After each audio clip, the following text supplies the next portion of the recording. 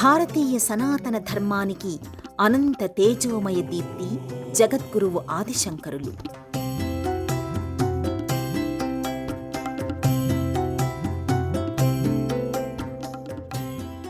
ఆ శంకరుడే ఆర్షధర్మాన్ని సముజ్వలంగా ప్రకాశింపచేయడానికి ఆదిశంకరుల రూపంలో ఆవిర్భవించాడని ప్రతీతి. శంకరుడు అంటే శుభం కలిగించే ధర్మస్వరూపుడు అని అర్థం. సార్థక నామధేయుడిగా తన మూర్తిమత్వాన్ని అనితర సాధ్యంగా ఆవిష్కరించారు జగద్గురువు ఆదిశంకరులు. ఆధ్యాత్మిక తత్వానికి అనేక కోణాలలో ఉపద్రవాలు వెల్లువెత్తుతోన్న తరుణంలో అద్వైత సిద్ధాంతాన్ని సమష్టి భావనగా శంకరులు ప్రతిపాదించారు. శివకేశవులకు భేదం లేదని పేర్కొని ఆసేతు హిమాచలం పాదయాత్ర చేసి ఎన్నో చర్చోపచర్చలు నిర్వహించి అద్వైతాన్ని అంగీకరింపచేశారు.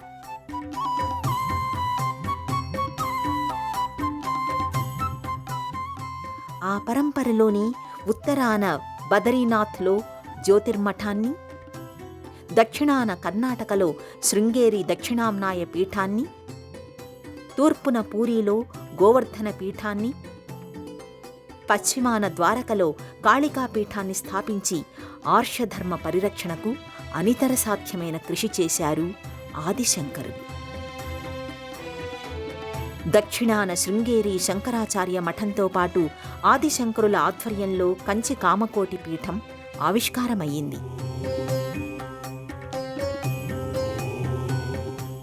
ఆదిశంకరుల అద్వైత సంప్రదాయాన్ని కంచి కామకోటి మఠం విస్తృతంగా ప్రచారం చేస్తోంది. కంచి కామాక్షి దివ్య సన్నిధికి అనుబంధంగా ఉన్న ఈ మఠం శాఖలు దేశంలో కొన్ని ప్రదేశాలలో నెలకొని ఉన్నాయి.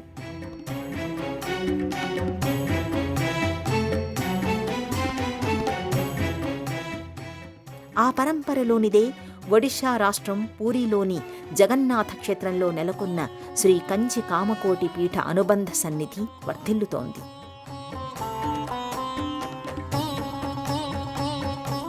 సప్తమోక్ష క్షేత్రాలలో పూరీ క్షేత్రం ఒకటి. శ్రీక్షేత్రం, పురుషోత్తమ క్షేత్రం, శంఖుక్షేత్రం, నీలాద్రి క్షేత్రం, జగన్నాయక క్షేత్రం, సహోదర క్షేత్రం ఇలా అనేక నామధేయాలతో పూరీ క్షేత్రం పరిఢవిల్లుతోంది. ఒడిషా రాష్ట్రంలోని పూరీ క్షేత్రంలో జగన్నాథుడు తన సోదరుడు బలరాముడితో, సోదరి సుభద్రతో కొలువుతీరి ఉంటాడు.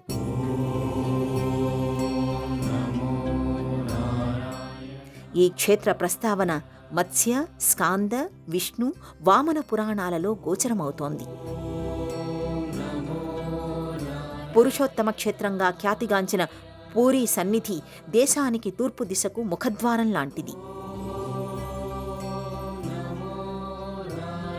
అందుకే జగద్గురువు ఆదిశంకరులు ఈ క్షేత్రంలో గోవర్ధన మఠాన్ని స్థాపించారు.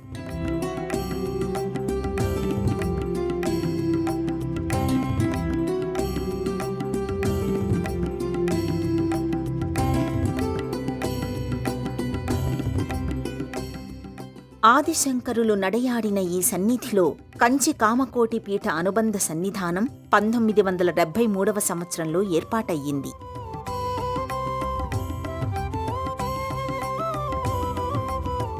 బంగాళాఖాత తీరానికి అభిముఖంగా పూరీ జగన్నాథ పీఠానికి అతి చేరువలో కంచి కామకోటి పీఠం అలరారుతోంది. బంగాళాఖాత తీర ప్రాంతాన్ని, ఆయా ప్రదేశాలను బట్టి ఆ తీర ప్రాంతాలకు పలు నామధేయాల్ని నిర్ణయించారు. పూరీలోని బంగాళాఖాత తీర ప్రాంతాన్ని స్వర్గద్వారంగా వ్యవహరిస్తారు.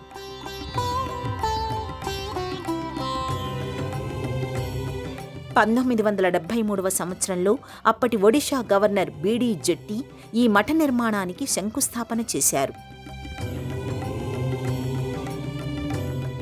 1974 సంవత్సరంలో ఈ మఠ నిర్మాణం పూర్తయింది.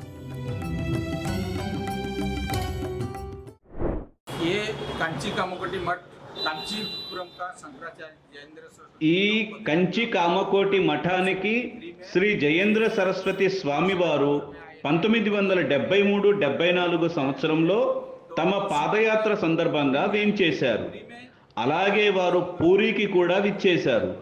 ఇక్కడ సముద్ర తీరాన పూజలు, ఆధ్యాత్మిక కార్యక్రమాలు నిర్వహించారు. ఈ మఠంలో వేద పాఠశాల ప్రారంభించారు. 1974లో ఈ మఠానికి కుంభాభిషేకం చేశారు. ఆనాటి నుండి ఇక్కడ నిరంతరాయంగా వేదాధ్యయనం కొనసాగుతూనే ఉంది. పలు ఆధ్యాత్మిక క్రతువులు, నైమిత్తిక పూజలు నిత్యం కొనసాగుతూనే ఉన్నాయి.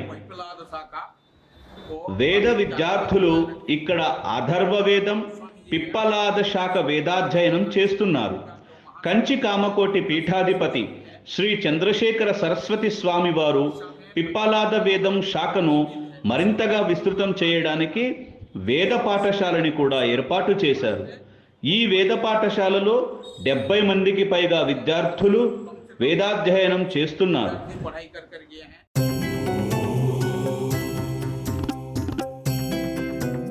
రెండంతస్తుల నిర్మాణంతో కూడుకున్న ఈ మఠం అనేక వేదాభ్యాస, ఆధ్యాత్మిక, ఆర్షధర్మ కార్యక్రమాలకు కేంద్ర బిందువుగా వర్ధిల్లుతోంది. ప్రధాన మందిరం దిగువన 5 దశాబ్దాలుగా వేద పాఠశాల కొనసాగుతోంది.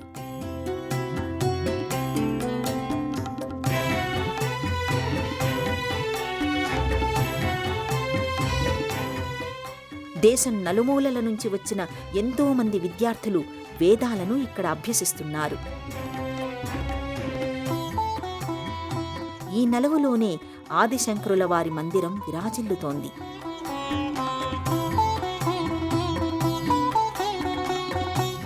శ్రీ శంకర భగవత్పాదులు తమ శిష్యులైన తోటకాచార్యులు, హస్తామలకాచార్యులు, సురేశ్వరాచార్యులు, పద్మపాదాచార్యులకు గురుబోధ చేస్తున్న రీతిలో ఆదిశంకరులు శిష్యుల మూర్తిమత్వాలు గోచరమవుతాయి.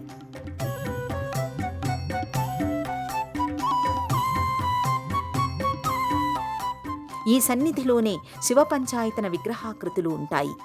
ఈ శివపంచాయతనానికి ప్రతినిత్యం అభిషేక వేడుకను నిర్వహిస్తారు.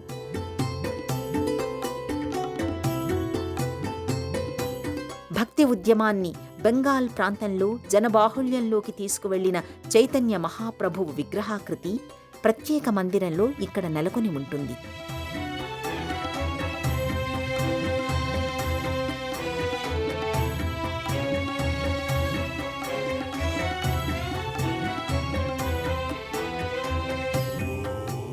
మఠం మందిరంలో ఎడమవైపున గీతగోవింద సృష్టికర్త జయదేవుడు అర్చామూర్తిగా దర్శనీయమవుతాడు.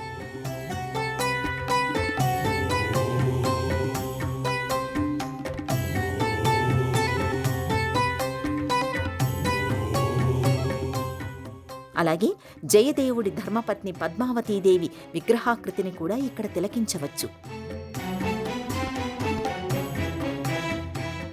ఈ మఠంలో 1974 సంవత్సరం జనవరిలో వేద పాఠశాల ప్రారంభమయ్యింది.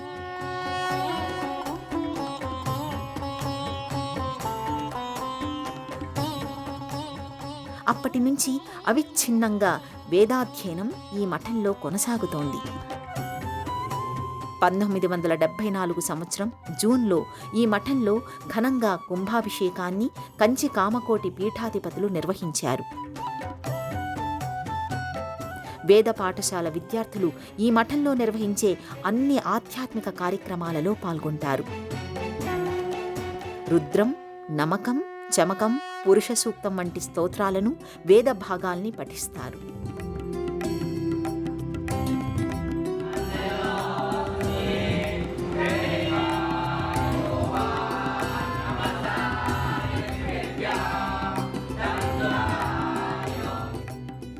బాలకృష్ణుడి సన్నిధిలో జగన్నాథాష్టకం, తోటకాష్టకం, లింగాష్టకం, భవానీ అష్టకం వంటి స్తోత్రాలను ఉదయం, సాయంకాల ఆరాధనల్లో పఠిస్తారు. విష్ణు సహస్రనామ స్తోత్రం, సౌందర్య లహరి, శివానంద లహరి వంటి పారాయణలు సాయంకాలాలలో కొనసాగుతాయి. ప్రతిరోజు భక్తుల్ని ఉదయం 8 గంటల నుంచి సాయంకాలం 6 గంటల వరకు మఠంలోకి అనుమతిస్తారు. ప్రతి నెల పౌర్ణమి ఆరాధన, మహాశివరాత్రి, శ్రీకృష్ణ జన్మాష్టమి, ఇతర పర్వదినాల సందర్భాలలో ప్రత్యేక ఉత్సవాలు నిర్వహిస్తారు.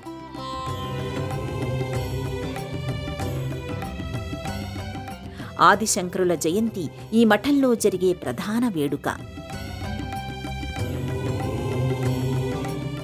అలాగే నడిచే దేవుడిగా ఖ్యాతిగాంచిన శ్రీ చంద్రశేఖరేంద్ర మహాసరస్వతి స్వామివారి జయంతి, జయేంద్ర సరస్వతి స్వామివారి జయంతి, ప్రస్తుత కంచి పీఠాధిపతులైన శ్రీ శంకర విజయేంద్ర సరస్వతి స్వామివారి జన్మదినోత్సవాలను ఘనంగా నిర్వహిస్తారు. పూరీలోని కంచి కామకోటి పీఠంలో ప్రధానంగా అథర్వ వేద పఠనం కొనసాగుతోంది. అథర్వ వేదంలోని పిప్పలాద శాఖ అధ్యయన కేంద్రాన్ని కంచి పరమాచార్యులు ప్రారంభించారు.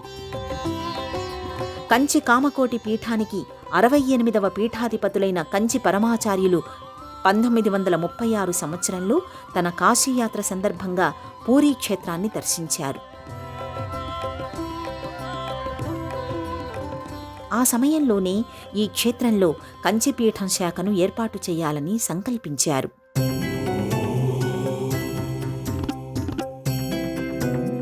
కంచి కామకోటి పీఠానికి 69వ పీఠాధిపతులైన జయేంద్ర సరస్వతి స్వామివారు 1974 డిసెంబర్ నుంచి 1975 డిసెంబర్ వరకు ఈ మఠంలో విడిది చేశారు.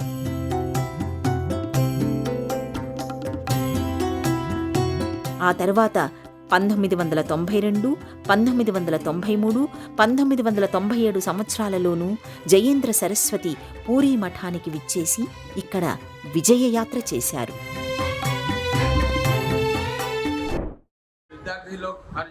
ప్రతిరోజు విద్యార్థులు త్రికాలాలలో సంధ్యావందనం, అగ్నికార్యం, నిత్య పూజాధికాలు నిర్వర్తిస్తున్నారు. ఈ మఠంలో పిప్పలాద శాఖకి సంబంధించిన తాళపత్రాలను పరిశీలించి భద్రపరిచారు.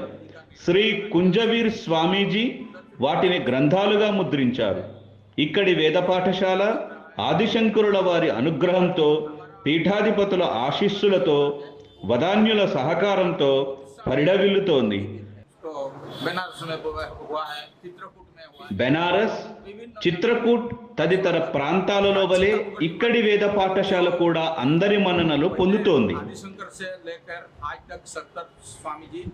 చంద్రశేఖర సరస్వతి స్వామీజీ, వారి తదనంతరం జయేంద్ర సరస్వతి స్వామివారు, తదనంతరం విజయేంద్ర సరస్వతి స్వామివారి గురు పరంపర కొనసాగుతోంది. ఈ వేద పాఠశాలను, ఈ మఠాన్ని మరింతగా అభివృద్ధిలోకి తేవడమే లక్ష్యంగా కృషి చేస్తున్నాం. అందరి సహాయ సహకారాలు కోరుతున్నాం.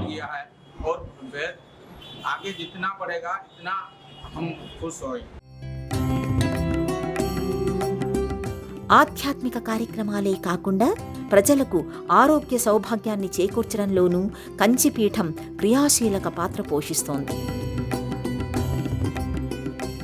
2005 సంవత్సరంలో Sri Shankara homoeopathic charitable dispensary పేరిట ఉచిత హోమియోపతి వైద్యశాలను పీఠం నిర్వహిస్తోంది. అలాగే అల్లోపతి వైద్యశాలను ఇక్కడ నిర్వహిస్తున్నారు. సీనియర్ వైద్యులు ఈ ఆరోగ్య కేంద్రంలో రోగులకు ఉచితంగా వైద్యాన్ని అందిస్తూ ఉచిత మందుల్ని కూడా అందిస్తున్నారు.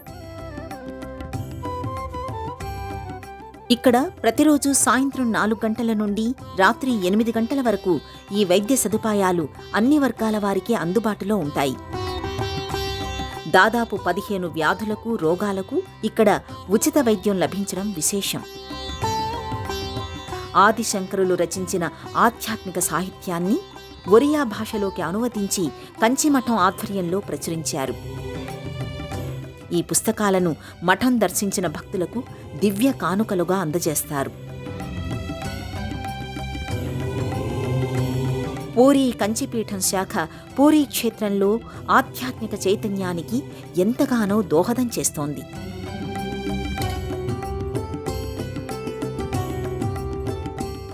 కంచి కామకోటి పీఠాన్ని సర్వజ్ఞ పీఠం అంటారు. కంచి మఠం వాస్తవానికి 1821 సంవత్సరం శృంగేరి మఠానికి అనుబంధంగా తమిళనాడులోని కుంభకోణంలో స్థాపితమయ్యింది. 18వ శతాబ్దం మధ్యకాలంలో జరిగిన యుద్ధాల కారణంగా కుంభకోణంలో అల్లకల్లోల పరిస్థితులు ఏర్పడడంతో కాంచీపురానికి పీఠాన్ని తరలించారు.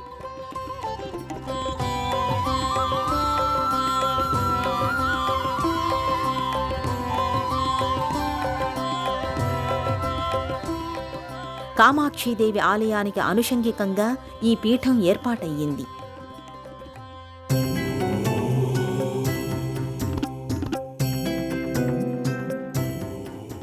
ఆదిశంకరుల దివ్య జ్ఞానబోధ ఈ పీఠానికి ప్రధాన ఆధార భూమిక.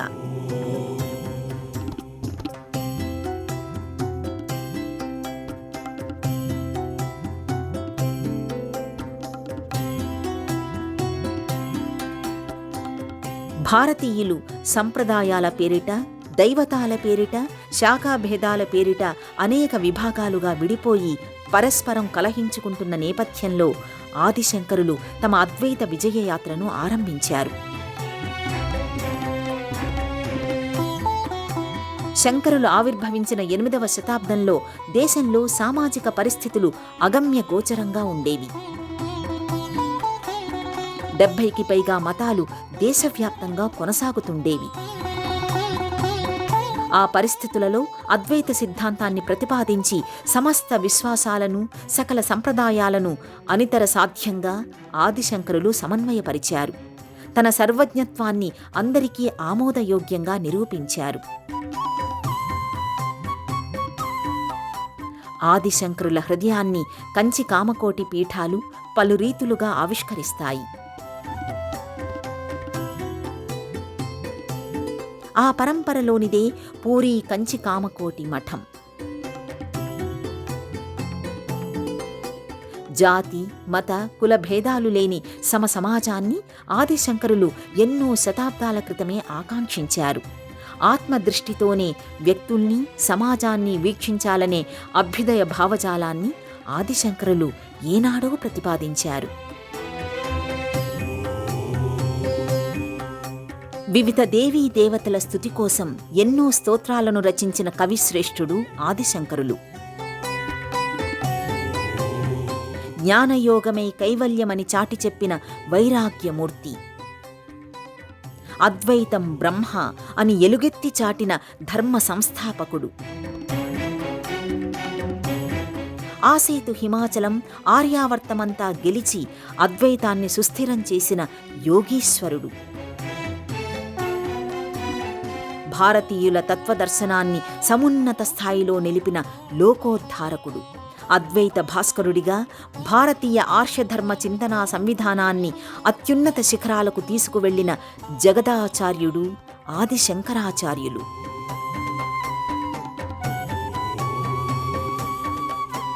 బంగాళాఖాతమనే మోక్షద్వారానికి అభిముఖంగా ఉన్న కంచిపీఠం ఆదిశంకరుల దివ్య తేజస్సుతో దినదిన ప్రవర్ధమానమవుతోంది. యుగ యుగాలుగా శ్రీకృష్ణ నామ స్మరణ చేస్తూ జగన్నాథుడి వైభవాన్ని చాటి చెబుతూ ఇక్కడి సముద్ర అలలు సైతం ఎన్నో మధుర మనోజ్ఞ ఆధ్యాత్మిక వీచికల్ని ప్రభవింపచేస్తున్నాయి. అందుకే ఆదిశంకరులు ఈ పవిత్ర సన్నిధానంలో పూర్వామ్నాయ పీఠాన్ని స్థాపించారు.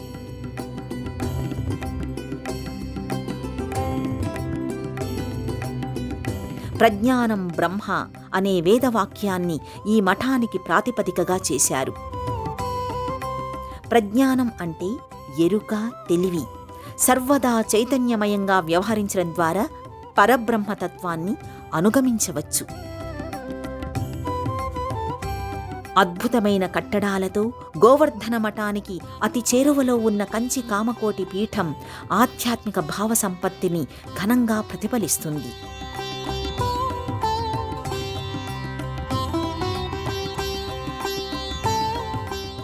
పీఠాలు, మఠాలు, సన్నిధానాలు ఇవన్నీ ఆర్షధర్మం పురోగతికి, ప్రబలమైన విశ్వాసానికి కారణమవుతాయి.